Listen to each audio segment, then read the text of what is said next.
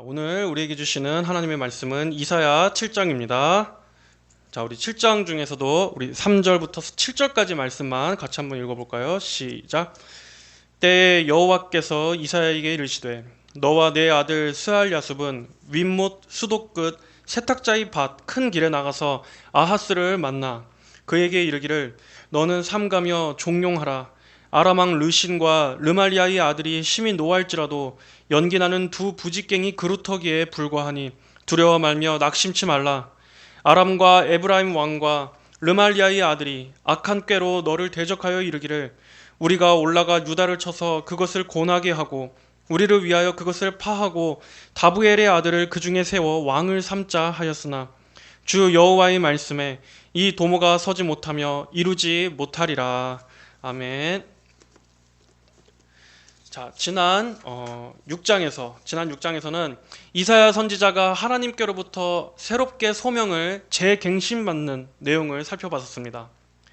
그렇게 지난 1장부터 6장까지의 서론격인 내용을 마치고 이제 오늘 시작되는 7장부터는 새로운 이야기가 전개됩니다. 오늘 7장의 배경이 되는 내용은 어떤 내용입니까? 먼저 우리 1절의 말씀을 보겠습니다. 우시아의 손자요 요담의 아들인 유다왕 아하스 때 아람 왕 르신과 르말리아의 아들 이스라엘 왕 베가가 올라와서 예루살렘을 쳤으나 능히 이기지 못하니라. 지난 6장에서 이사야가 하나님께 소명을 받았던 때가 우시아 왕이 죽은 이후였습니다. 그리고 이제 시간이 지나서 우시아 왕의 손자인 아하스 왕 때로 넘어옵니다.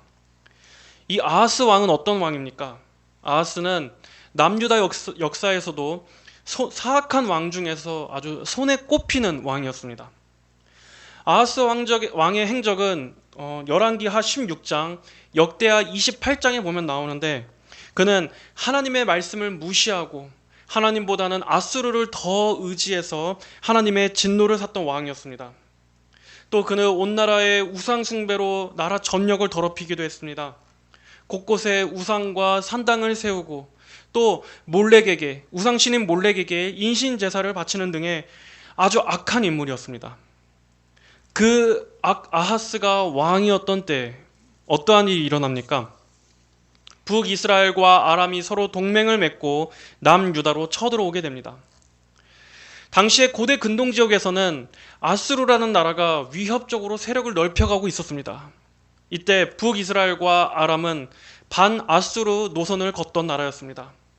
그때 이 두 나라가 서로 반아수르 동맹을 맺게 되는데 원래 이 북이스라엘과 아람은 서로 원수 관계였습니다. 서로 적대 관계에 있었던 나라였지만 아수르라는 이 나라 때문에 두 나라가 연합을 한 것입니다. 이들은 남유다에게도 반아수르 연합에 들어오라고 함께 손을 잡자고 제안을 했습니다. 그러나 이때 남유다의 왕이었던 아하스는 설령 셋이 동맹을 맺는다 할지라도 아수르에게 대적하기에는 역부족이라고 판단을 해서 그들의 제안을 거절하고 오히려 역으로 아수르에게 붙어버립니다. 만약 그러면 혹시 아수르가 자기네를 좀 잘 봐줘서 위기의 상황을 모면할 수 있지 않을까 하는 그러한 계산에서 나온 것이었습니다. 그래서 그러한 이유 때문에 분노한 북이스라엘과 아람 동맹군이 남유다로 쳐들어오게 된 게 오늘 이 7장의 배경입니다. 아람 왕 르신과 르말리아의 아들 이스라엘 왕 베가가 올라와서 예루살렘을 쳤으나 능히 이기지 못하니라. 이 동맹군은 남유다의 예루살렘까지 진격해 왔지만 이 예루살렘만큼은 하나님의 도우심 가운데 함락되지 않은 상태로 있었습니다. 2절에 혹이 다윗 집에 고하여 가로되, 그때 어떤 사람이 다윗의 집에 전하기를 아람이 에브라임과 동맹하였다 하였으므로 왕의 마음과 그 백성의 마음이 삼림이 바람의 흔들림같이 흔들렸더라. 여기서 에브라임은 북이스라엘을 말하는 것입니다. 에브라임 지파가 북이스라엘 내에서 가장 큰 세력을 형성하고 있었기 때문에 가장 대표성을 띈 이 에브라임을 북이스라엘로 부르는 것입니다. 자, 여기 말씀에서는 아하스의 왕궁을 다윗의 집이라고 부르고 있습니다. 다윗의 집. 남유다에는 그래도 이 다윗 언약을 계승한 이 정통성이 있는 나라였습니다. 하나님께서는 다윗에게 무엇을 약속해 주셨습니까? 다윗의 나라를 영원히 보존해 주시고 또 다윗의 후손을 통해 메시아를 주시겠다고 약속해 주시지 않으셨습니까? 남유다는 그런 다윗 왕조의 언약을 계속 이어나가는 영적인 정통성이 있던 나라였습니다. 그런데 이제는 다윗의 집이라는 것이 오히려 무색하게 되어버렸습니다. 이들은 하나님을 떠나버리고 우상숭배가 가득했기 때문이었습니다.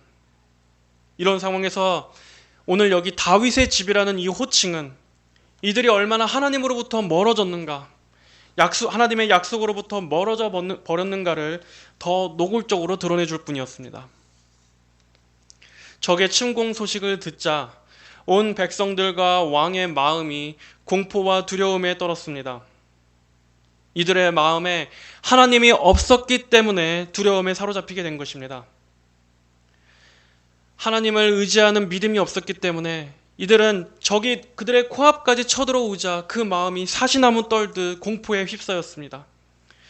하지만 이때라도 남유다는 누구에게로 가면 됐었습니까? 이들은 하나님을 찾고 의지하면 됐었습니다.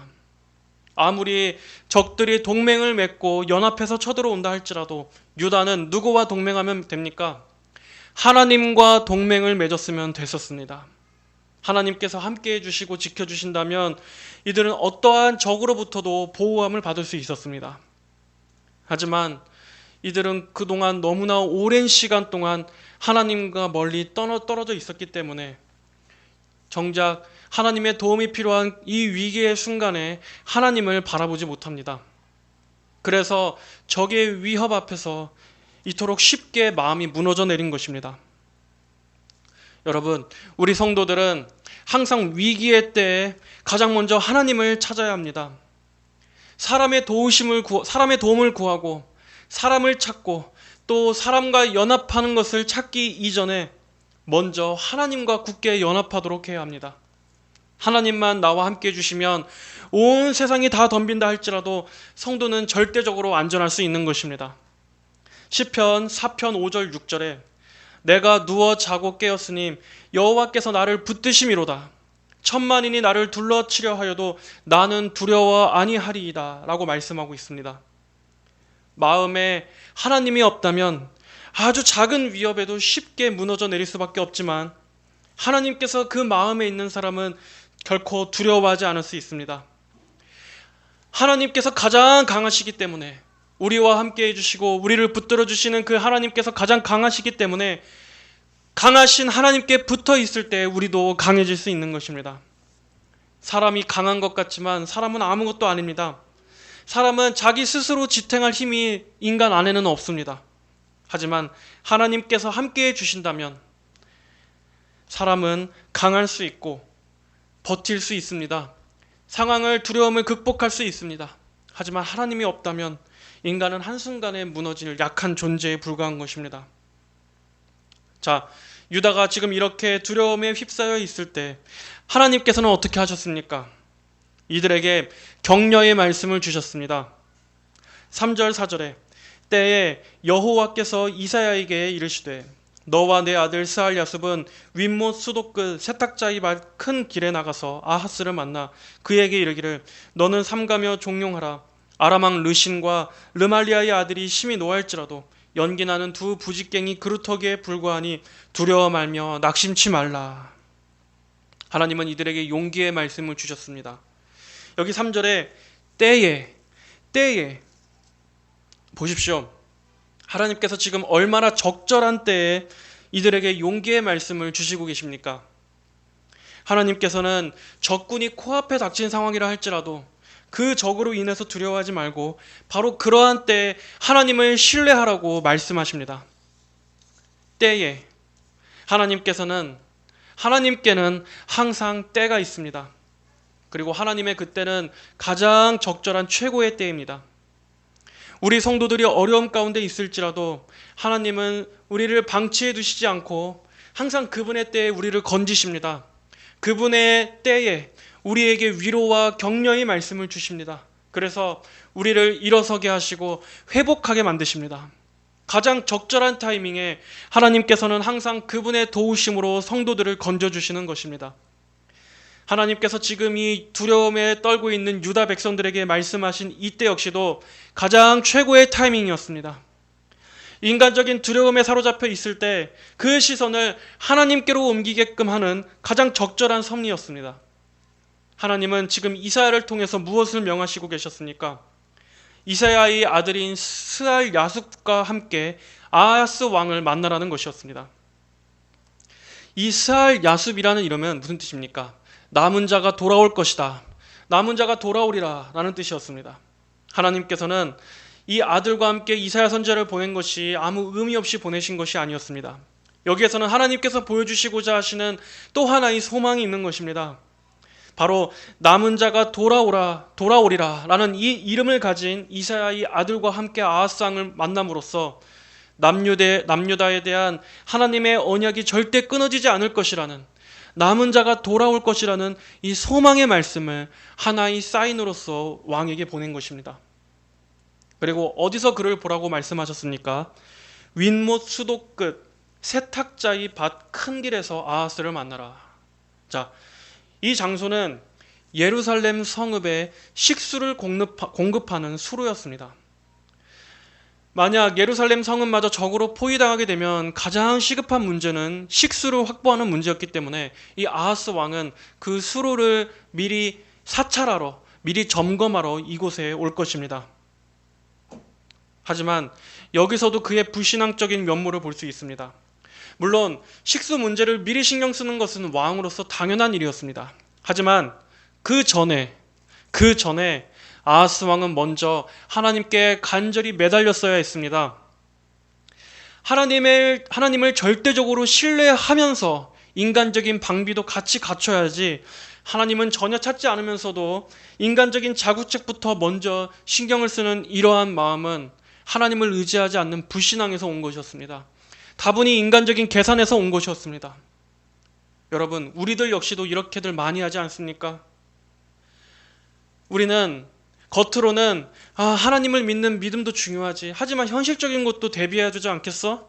물론 그것은 맞습니다. 하지만 영적으로 볼 때 우리의 마음이 하나님을 신뢰하고 의지하는 것에 전적으로 우선순위를 두지 않는다면 그것은 별로 하나님께서 기뻐하시지 않는 행동입니다.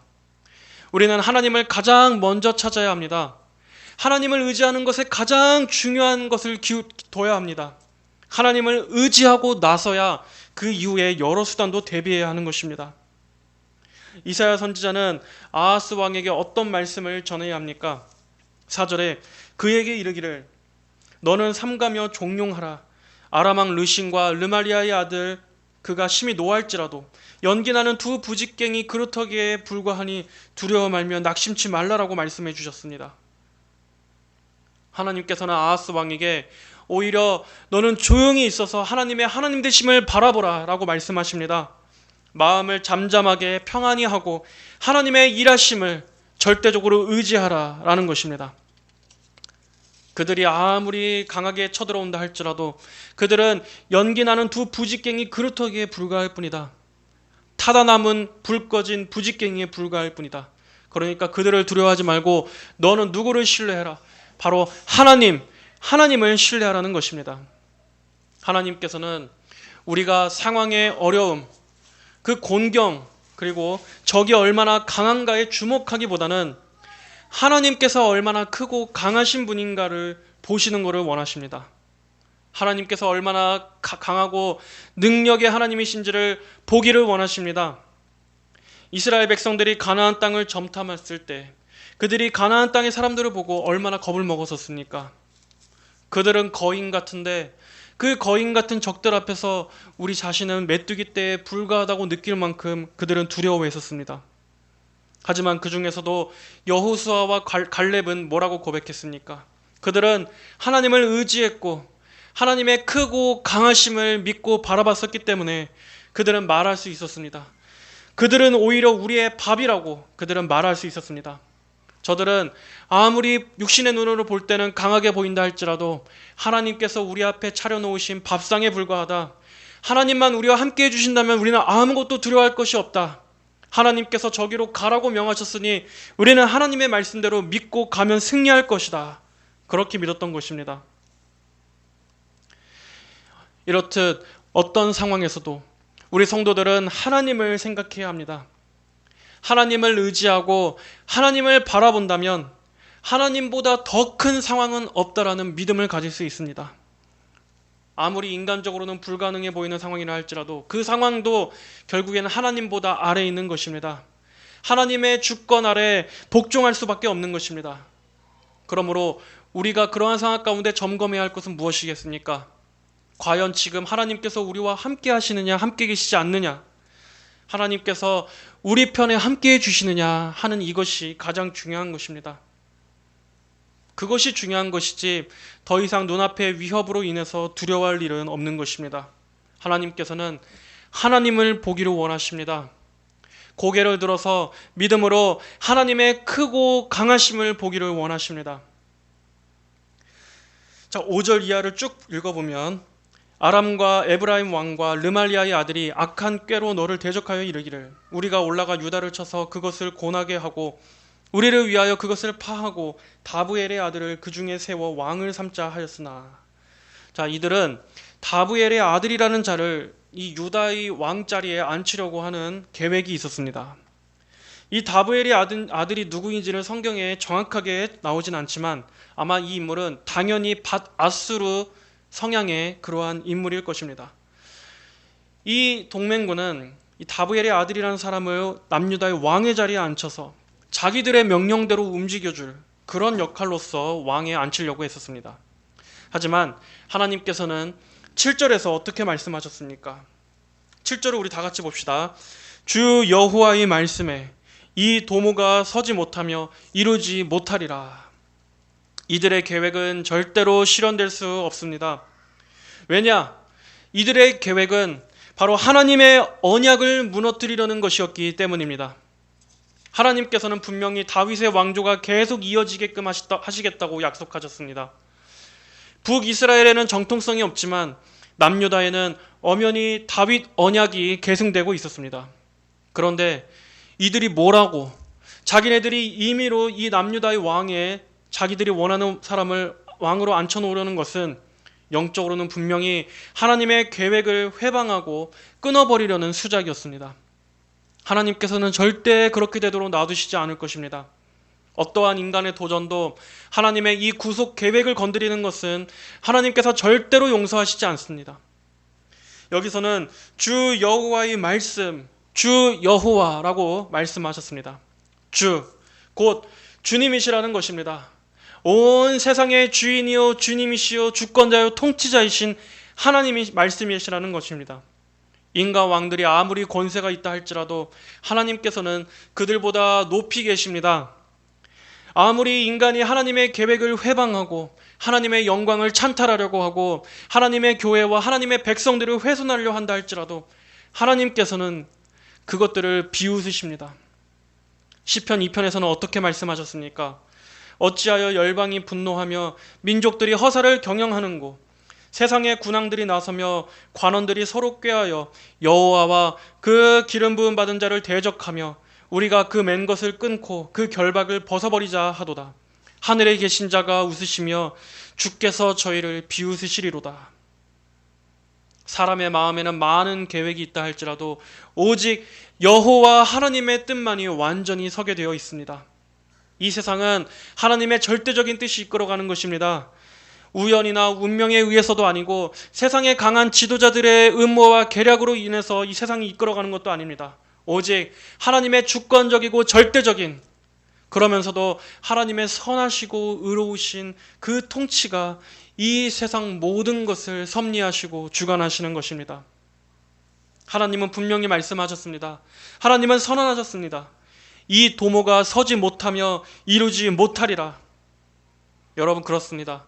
아무리 이 세상의 악인들이 교회를 무너뜨리고 복음의 확산을 막으려 한다 할지라도, 온 세상이 힘을 합쳐서 우리 그리스도인들을 말살하려 한다 할지라도 하나님께서는 결국 그들의 계획을 실패하게 만드실 것입니다. 하나님께서 그 도모가 서지 못하고 이루지 못하게 하실 것이기 때문에 성도들과 교회는, 우리는 주님 안에서 절대적인 확신을 가질 수 있음을 믿으시기 바랍니다. 비록 앞으로 시대는 점점 더 말세로 가면 갈수록 더 어려운 때가 올 것입니다. 이건 역시도 성경에 분명히 예언되어 있습니다.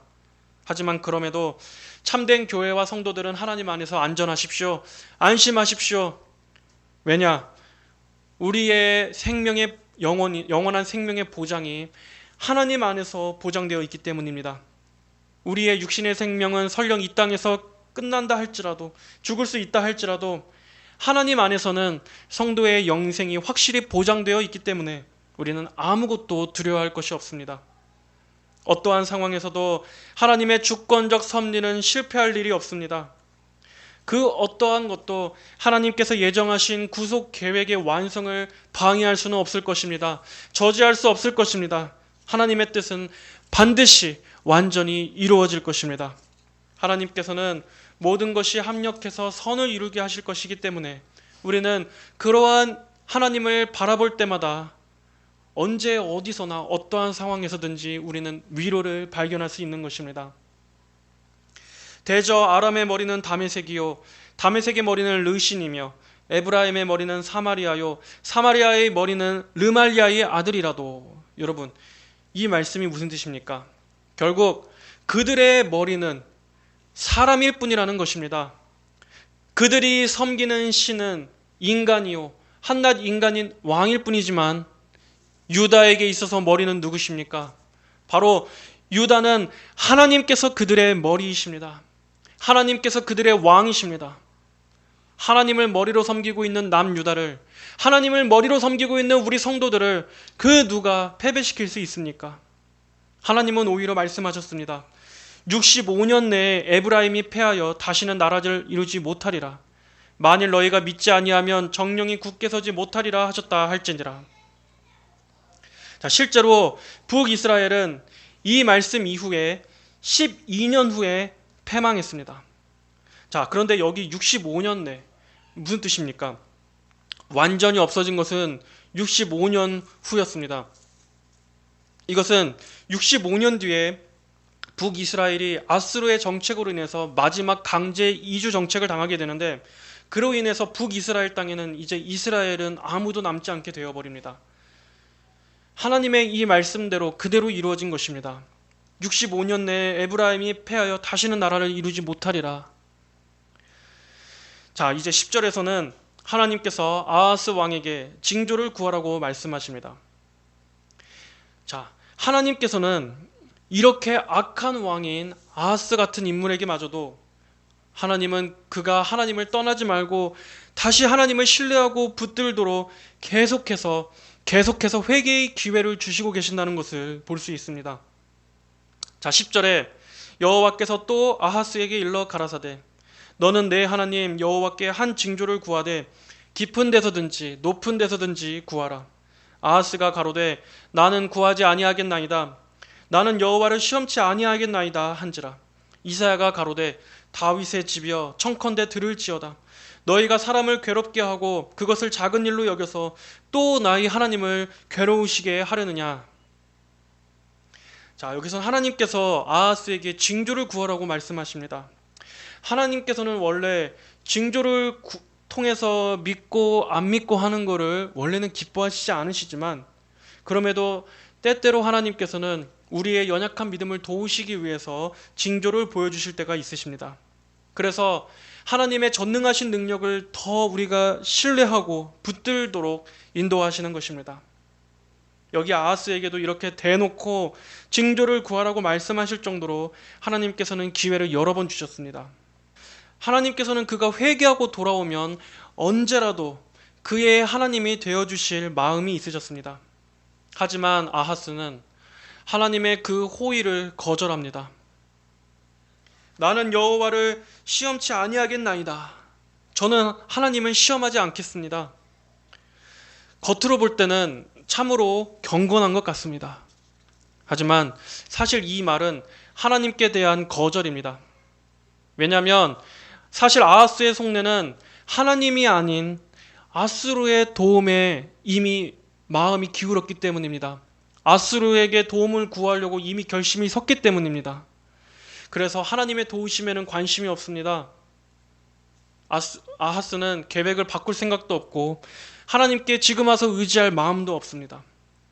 여러분, 이처럼 우리는 하나님 말고 다른 의지할 것들이 많이 있으면 하나님을 절대 의지하지 않습니다. 하나님께서 아무리 말씀을 통해서 하나님을 신뢰하라, 하나님을 의지하라라고 말씀해 주셔도 우리 안에, 이 마음 안에 다른 의지할 것들이 많이 있으면 우리는 절대로 그 말을 듣질 않습니다. 들리질 않습니다. 하나님 말고도 얼마든지 살 방편이 많이 있다라는 생각 때문입니다. 굳이 그렇게 절박한 상황까지 안 되더라도, 굳이 그렇게 절박하게 하나님께 매달리며 살지 않더라도 나를 지켜줄 것들이 주변에 많이 있으면 인간은 하나님의 말씀을 거들떠도 보지 않습니다. 그것이 사람입니다. 너희가 사람을 괴롭게 하고 그것을 작은 일로 여겨서 또 나의 하나님을 괴로우시게 하려느냐. 이 말은 이사야가 지금 하는 겁니다. 너희가 불순종과 불신앙으로 그동안 그토록 고생을 하고서도 또 이렇게 은혜를 거절하느냐. 그런 너희의 고집에 아주 넌덜머리가 난다 라고 하는 이사야 선지자의 너무나 이 답답한 심정을 말하고 있는 내용입니다. 그리고 나서 이제 하나님께서 주실 한 징조에 대해서 말하는데, 이 말씀은 우리가 아주 많이 들어본 유명한 구절입니다. 자, 예수님에 관한, 이 메시아의 예언에 관한 구절로서 마태복음에서도 인용된 구절이죠. 자, 17절, 18절, 19절, 16절 말씀을 보겠습니다. 그러므로 주께서 친히 징조로 너희에게 주실 것이라. 보라, 처녀가 잉태하여 아들을 낳을 것이요 그 이름을 임마누엘이라 하리라.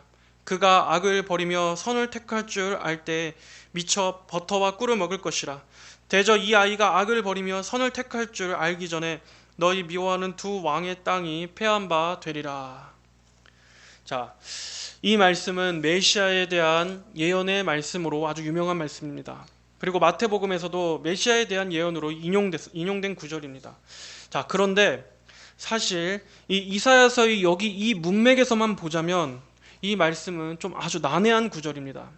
왜냐하면 이 말씀이 훗날 메시아의 초림에 대한 말씀으로 해석한다면은 이 일은 700년 뒤에나 이루어질 일입니다. 자, 그런데 이 예언이 과연 지금 이 상황에 있는 아하스에게 있어서 어떠한 실질적인 해결이 되어줄 수 있겠느냐 하는, 바로 여기가 난제이기 때문입니다. 이 징조가 1차적으로 이 예언을 들었던 아하스 왕에게도 의미가 있으려면 아하스 왕 당대 일어나야 하는 일이어야 했습니다. 자, 그럼 이 예언은 어떤 말씀입니까? 물론 궁극적으로는 메시아에 대한 예언의 말씀이 맞지만 여기서는 이사야의 아들에 관한 말씀입니다. 두 가지 의미를 지니고 있는 것입니다. 자, 이사야 8장 3절부터 4절에도 나오는데, 내가 내 아내와 동참함에 그가 잉태하여 아들을 낳은지라. 여호와께서 내게 이르시되 그 이름을 마헬살랄 하스바스라 하라. 이는 이 아이가 내 아빠 내 엄마라 할 줄 알기 전에 다메섹의 제물과 사마리아의 노략물이 아스로 왕 앞에 옮긴 바 될 것임이니라. 하나님께서는 이사야의 아들이 태어나는 이것을 예수님에 대한 한 예표로서, 곧 이사야의 아들이 태어나서 그 아이가 선악을 알게 될 때, 그때 그 정도 시간이 지났을 때, 그때 너희 미워하는 두 왕이 패하게 될 것이다 하고 근미래에 일어날 일을 징조로 주신 것입니다. 보통 이 당시 사람들은 아이가 선악을 분별할 줄 아는 나이를 약 12세에서 14세경 정도로 보았습니다. 지금 이 이사야가 예언을 한 때를 기원전 734년으로 본다면 그로부터 약 12년, 14년 후는 기원전 722년부터 720년경이 됩니다. 실제로 아람은 기원전 732년에, 그리고 북이스라엘은 기원전 722년에 패망하게 됩니다. 이제 약 12년 후에 북이스라엘은 망하게 될 것이다. 실제로 이 정도의 기간이 뒤에 북이스라엘이 망하게 된 것입니다. 또 여기서 버터와 꿀을 먹는다라는 것은 이 말을 예수님께 적용해 보자면 예수님의 인성을 말하는 것입니다. 어린아이 때부터 일반적인 이 사람의 성장 과정을 거치고 그분 역시 그러한 성장 과정을 거치며 자라셨다라는 것을 말하는 것입니다. 바로 그분께서, 하나님께서 보내실 이 메시아, 하나님께서 임마누엘 하나님, 우리와 함께 하시는 하나님으로서 이 땅에 오셔서 우리 가운데 거하게 되실 것이다. 그 메시아가 오시게 될 것이다. 라는 것을 예언하는 말씀입니다. 이 말씀을 들었을 아하스 왕에게는 곧 얼마 지나지 않아서 지금 쳐들어온 그 두 나라가 하나님에 의해 패망하게 될 것이며 장차 메시아가 올 때까지 하나님의 선민은 계속 보존될 것이다. 라는 이 말씀이 위로와 소망이 되었을 것입니다. 하지만 과연 아하스 왕은 이 예언을 믿음으로 받았습니까? 다음 구절들을 보니까 결국 아하스 왕은 그럼에도 불구하고 이 하나님의 징조를 믿음으로 받지 않고 여전히 하나님을 신뢰하지 않은 것으로 보입니다. 그래서 17절부터 마지막 25절까지의 내용에서는 남유다에 대한 징계를 예언하는 말씀으로 끝납니다. 하나님께서는 결국 하나님을 신뢰하지 않은 남유다에게 징계를 내리시는데 그 징계는 무엇이냐? 바로 그들이 의지했던, 그들이 도움을 구하기로 계산했던 바로 그 아수르로 그들을 징계하시는 것이었습니다. 이스라엘이 하나님 대신 그토록, 아하스 왕이 하나님 대신 그토록 매달렸던 바로 그 아수르를 통해서 그 아수르가 하나님의 채찍이었던 것입니다. 17절에 여호와께서 에브라임이 유다를 떠날 때부터 당하여 보지 못한 날을 너와 내 백성과 내 아비 집에 임하게 하시리니 곧 아스로 왕에 오는 날이니라.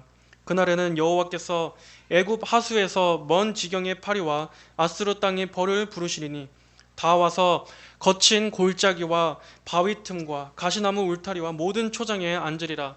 그날에는 주께서 하수 저편에서 세내어 온 삭도 곧 아스로 왕으로 내 백성의 머리털과 발털을 미실 것이요 수염도 깎으시리라 라고 말씀하셨습니다.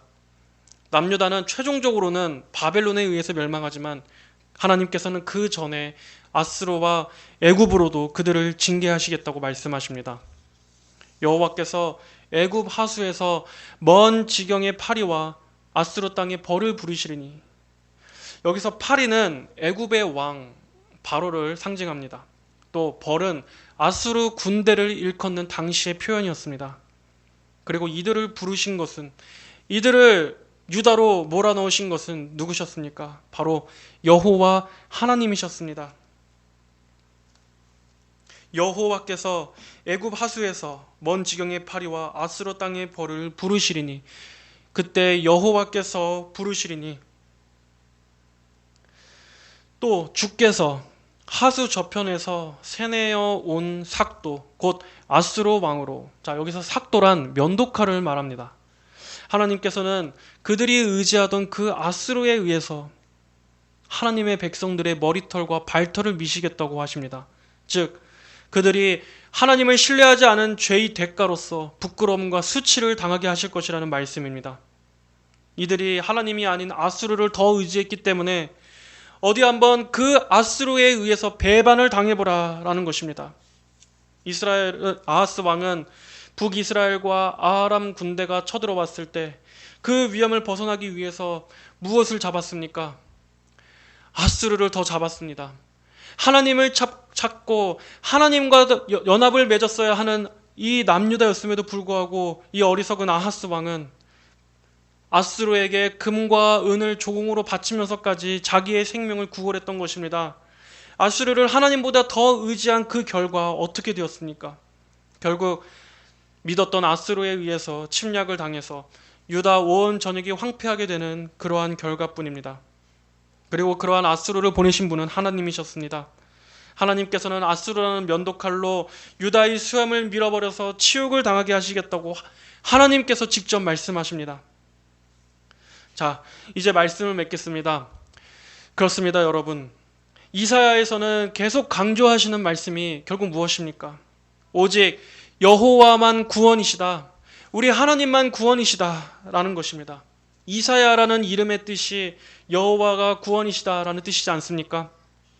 하나님께서는 하나님의 자녀들이 하나님 말고 다른 것을 의지하는 것을 얼마나 미워하시는지 이렇게 성경은 매번 강조하고 있습니다. 하나님은 하나님의 백성들이 하나님 말고 다른 걸 의지하는 것에 대해서 하나님은 진노하십니다.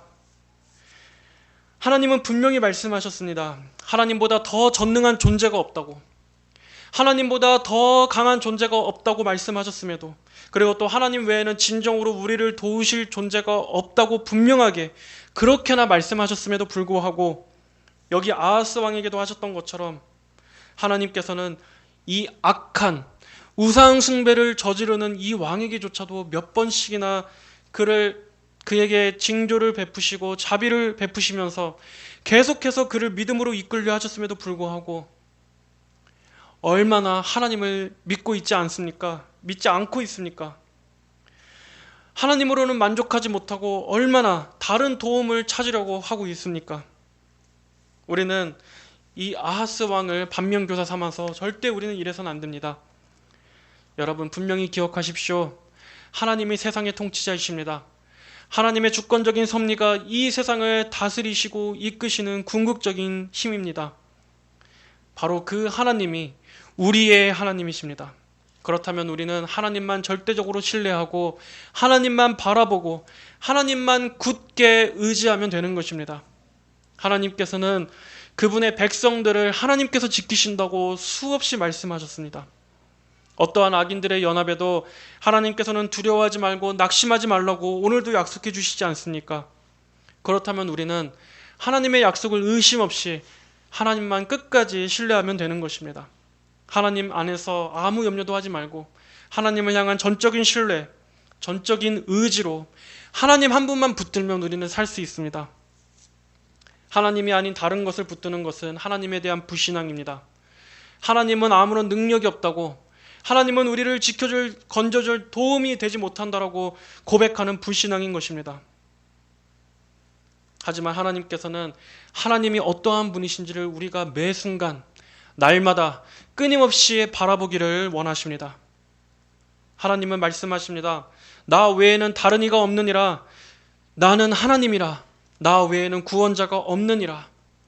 또 예레미야 애가 3장 37절에서는 주의 명령이 아니면 누가 능히 말하여 이루게 하랴. 주의 명령이 아니면 누가 능히 말하여 이루게 하랴. 말씀으로 세상을 통치하시고 말씀으로 이 세상 모든 만물을 다스리시고 섭리하시는 하나님은 능력의 하나님이십니다. 이 세상의 모든 일들, 그리고 우리 개인의 인생에서 일어나는 크고 작은 모든 일이라 할지라도 이 세상 모든 것은 다 하나님의 손에서 나오는 일입니다. 그리고 하나님만이 해결해 주실 수 있습니다. 여러분, 모든 주권이 하나님께 있는데 우리는 하나님이 아닌 다른 것에서 소망을 찾으려고 하십니까? 모든 능력이 하나님 한 분에게만 있는데 하나님이 아닌 다른 데서 다른 도움을 나의 도움으로 삼으시겠습니까? 성도 여러분, 하나님을 신뢰하십시오. 하나님만 절대적으로 의지하십시오. 그러면 하나님께서 그분의 전능하심으로 우리의 모든 것을 책임져 주십니다.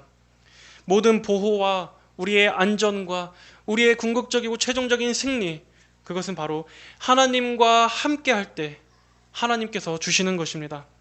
오늘의 이 말씀을 그저 감상적인 차원에서 듣지 마시고 하나님을 여러분의 실제적인 능력이요 도움으로 삼으시고 오직 하나님만을 절대적으로 신뢰하시는 그러한 강한 믿음을 하나님께서 주시기를 주님의 이름으로 축복하겠습니다. 다 함께 기도하시겠습니다.